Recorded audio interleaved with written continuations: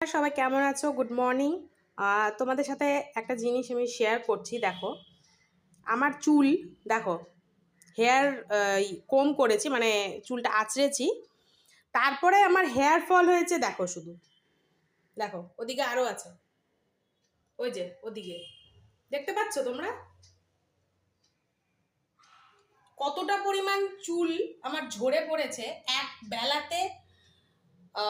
চুলটা আঁচড়েছি, এই যে সকালবেলা এখন চুলটা আঁচড়েছি, দেখো শুধুমাত্র মাঝখানে আমি একদিন চুলে জল দিইনি, তার এটা হচ্ছে ফল। চিন্তা করো, তোমাদের কারোর সাথে এরকম হয় যে একদিন চুল না ভিজালে এত পরিমাণ হেয়ার লস হয়, এত পরিমাণ হেয়ার ফল হয়? আর মাথা মাথা চুলকাতে চুলকাতে শেষ হয়ে যায়, মানে এত, মানে একদিনের মধ্যে, মানে 24 আওয়ার্সের মধ্যে কি করে একটা মানুষের ড্যান্ড্রফ হয়ে যায় আমি বুঝি না। আমার হয়। এ দেখো এদিকে আরো চুল আছে, দেখো, এ দেখো, দেখো দেখো, তাও কম করে আমি বলছি, কম করে এখানে 80টা চুল হবে।